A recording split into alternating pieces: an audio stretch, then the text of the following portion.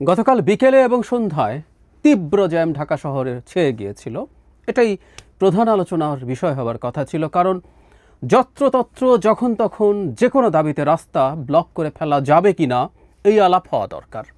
কিন্তু এর মধ্যেই আরও বড় আলোচনার বিষয় হয়ে দাঁড়ালো উপদেষ্টা জনাব মাহফুজ আলম একটা বিষয়ে। আমি আসছি সেই জায়গায়। ব্রিফিংয়ের সময় তার মাথায় একটা পানির খালি বোতল ছুঁড়ে মারা হয় এবং অদ্ভুত নিশানায়, মানে খুবই প্র্যাকটিস করা বলে মনে হয়, সেটা তার মাথায় আঘাত হানে। এবং তারপর সেটা নিয়ে যা হচ্ছে মানে ঘটনাটা অনেক বড় না, কিন্তু আবার খুব ছোটও না। আমরা খুব হার্মফুল কিছু দিয়ে তাকে আঘাত করার চেষ্টা হয়েছে সেটা বলছি না, করা হয়নি, কিন্তু যা হয়েছে সেটার খুব সুদূর প্রসারী ইম্প্যাক্ট আছে। কারণ তিনি তার ব্রিফিংয়ের সময়ই এই ব্যাপারে কাদেরকে তিনি সন্দেহ করেন তার অনুমান, ভিকটিম সেটা করতেই পারেন। আমরা দেখব বহু সময় যখন কোনো এ ধরনের ফৌজদারি অপরাধ ঘটে, মারামারির ঘটনা ঘটে, হত্যার ঘটনা ঘটে, তখন পুলিশ জানতে চায় যে আপনি কাউকে সন্দেহ করেন কিনা, চুরি হলে, ডাকাতি হলে এগুলো থাকে। সো তার মতামত তিনি জানিয়েছেন এবং আমি ধারণা করি যে সাম্প্রতিক সময়ে এই ব্যাপারে যে চাপান উত্তর এবং পরস্পরকে আক্রমণ সেটা আরও বাড়বে। তার আগে কয়েকটা জরুরি কথা একটু বলে রাখা দরকার। ঢাকা শহরের রাস্তা ব্লক করে ফেলা, প্রধান উপদেষ্টার বাসার কাছে চলে যাওয়া, জগন্নাথ ইউনিভার্সিটি তাদের কিছু দাবিতে দীর্ঘদিন থেকে আন্দোলন করছেন, সরকার সেটা করব এসব করতে করতে করছে না। তারপর তারা যমুনার দিকে রওনা হলেন এবং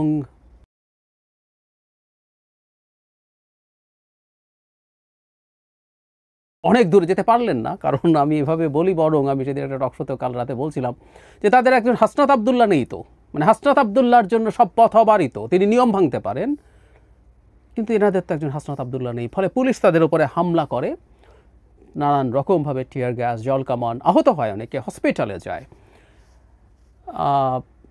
টু সাম এক্সটেন্ট এই ধরনের ব্যারিকেড ভাঙার ক্ষেত্রে এটাই হয়তো হবার কথা ছিল, কিন্তু ওই যে বললাম পথ তো তাদেরকে দেখানো হয়েছে।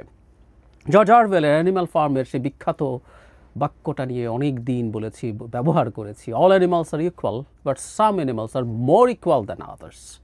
হাসনাত আবদুল্লাহরা মোর ইকুয়াল, তারা শেষ বেষ্টনী, নিরাপত্তা বেষ্টনী ভাঙতে পারেন এবং তার জন্য খুব জোর জবরদস্তিও না, মোটামুটি ছেড়ে টেড়ে দেওয়া হয়। তারপরে শাহবাগে যেতে পারেন, শাহবাগ ব্লক করতে পারেন, কিন্তু সবার আবার অত সৌভাগ্য হয় না। এই যে জগন্নাথের স্টুডেন্টদের উপরে হামলা করা হলো এবং যারা মাহফুজ আলমকে আমরা দেখলাম তিনি আর এটা চলো চলো যমুনা চলো এই স্লোগান দিয়ে নাকি আর এভাবে চলে যাওয়া যাবে না। And he got so surprise যে এত দূর থেকে রাস্তা দিয়ে কিভাবে তারা এসে হাজির হলেন। আমি তার বক্তব্যটা শুনছিলাম এবং তিনি বেশ কঠোর নির্দেশনা দিয়েছেন।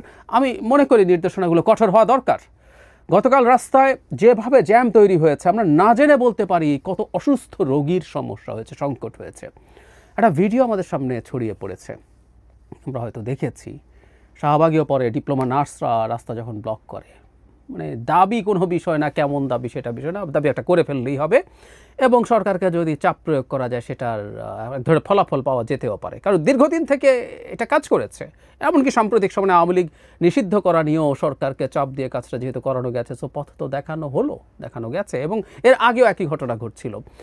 যাই হোক, একটা মর্মান্তিক ভিডিও, একটা ইয়াং কাপল, হাজব্যান্ড ওয়াইফ, উদ্ভ্রান্তের মতো, উন্মাদের মতো বলছেন তার বাচ্চাটা মারা যাচ্ছে, এই জামে আটকে তাকে ছেড়ে দেওয়ার জন্য, তাকে যেতে ব্যবস্থা করার জন্য।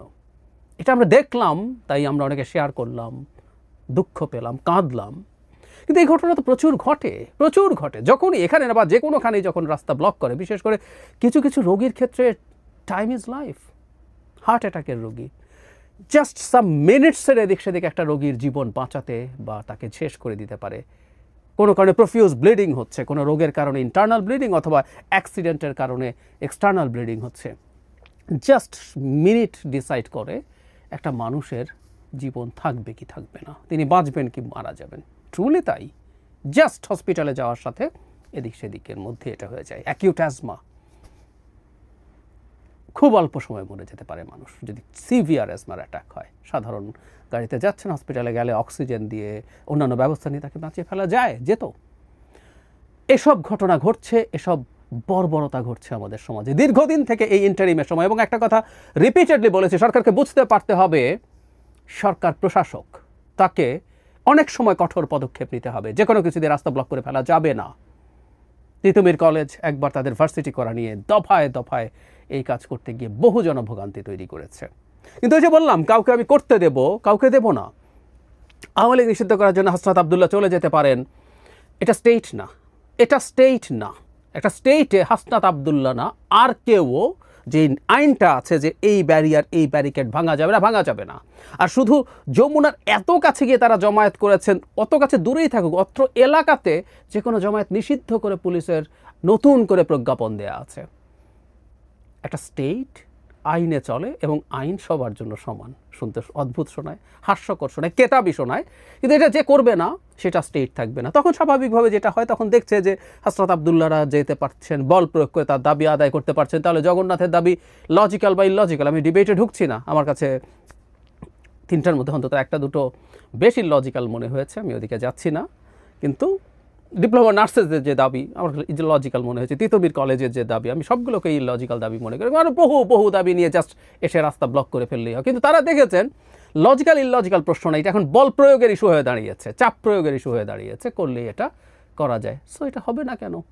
এজন্যই কাউকে ঠ্যাক দিয়ে কোনো কিছু করতে দেয়া সরকারের দিক থেকে একেবারেই অনুচিত হয়েছে। সুতরাং সরকার সাফার করছে। এখন চলো যমুনায় চলো, যাওয়া যাবে না কেন? সবার কি গণতান্ত্রিক অধিকার নাই? আমরা যদি মাহফুজ আলমকে জিজ্ঞেস করি, নাকি হাসনাত আবদুল্লাহ আপনাদের সাথে সহযোদ্ধা ছিল ওই সময় এবং NCP is an extension of the government, আমরা মনে করি সে কারণে হাসনাত আবদুল্লাহ বা এরকম কাজ যারা করবেন তাদের জন্য এটা সহি? প্রশ্ন আমরা করতেই পারি। যাই হোক, যারা মাহফুজ আলমের উপরে যে ঘটনাটা হয়েছে খুবই অ্যালার্মিং। আমরা দীর্ঘদিন, মানে বেশ কিছুদিন থেকে, উনি অবশ্যই পুরো 8 মাস নিজে যে টার্গেটেড হয়েছেন সেই কথাটা বলছেন, কিন্তু কিছুদিন থেকে তার উপরে এই আক্রমণ ভয়ঙ্কর পর্যায়ে চলে গেছে। এবং তার ভাষ্যে তিনি শিবির বা জামায়াতকে দায়ী করেছেন। এটা আমি বুঝেছি, আমি বলছি না উনি সেটা বোঝানোর চেষ্টা করেছেন। তিনি কিছু ইঙ্গিত দেওয়ার চেষ্টা করেছেন, তিনি সাংবাদিক এবং প্রশাসনকে খুঁজে বের করতে বলছেন, কিন্তু তার ইঙ্গিতটা ওই দিকে ছিল। কনটেক্সটটা অবশ্য তাই বলে। কনটেক্সটটা এই কারণে বলছি, তার সাথে শিবিরের উনি 71-কে নিয়ে একটা স্টেটাস দিয়েছিলেন, কোথাও জামাত শিবির উল্লেখ ছিল না। রাজাকার, স্বাধীনতা বিরোধিতা এগুলো ছিল। কেন যেন জামাত শিবিরের লোকজন খেপে গেল, তার বিরুদ্ধে কথা বলতে থাকলো। তারপর তিনি একটা স্টেটাস দিয়েছেন যেটা মুছে ফেলেন। আমি কোনো একটা টক শোতে বলেছি যে সেটাতেও জামাত শিবির উল্লেখ ছিল না, এটা ভুল হয়েছে, শিবির উল্লেখ ছিল। আমি আবার দেখলাম কেউ একজন আমাকে কমেন্ট করে এটা ধরিয়ে দিয়েছেন, আমি তাকে ধন্যবাদ জানাই। তো পরে যেটা হলো, শিবির সামষ্টিকভাবে তার উপরে আক্রমণ করতে শুরু করলো, তাকে ভারতের দালাল ট্যাগ দিতে শুরু করলো, এবং আরও ভয়ঙ্কর। এবং একটা মাদ্রাসা, যে মাদ্রাসাটা শিবিরের খুবই শক্তিশালী বা স্ট্রং হোল্ড আছে বলে বিশ্বাস করা হয়, তামিরুল মিল্লাত মাদ্রাসা, সেই মাদ্রাসায় একটা গরুর গায়ে মাহফুজ আলম লিখে তাকে জবাই করা হয়েছে। এগুলো খুব অন্যায়, বিভৎস, প্রতীকী হলেও খুবই বিভৎস চর্চা এগুলো। ফলে যারা মাহফুজ আলমের ওপরে তারা ঝাঁপিয়ে পড়েছেন, এবং শিবির আক্রমণ করতে পারে বডিলি, আমি এটা, মানে সবাই পারে, আমি বলছি না কোনো সংগঠন পারে না, সবাই পারে, কিন্তু শিবির যে ভাব ধরে, তারা ইসলামী ছাত্র শিবির, তারা পারে, এটা আমি জানি, আমি দেখেছি।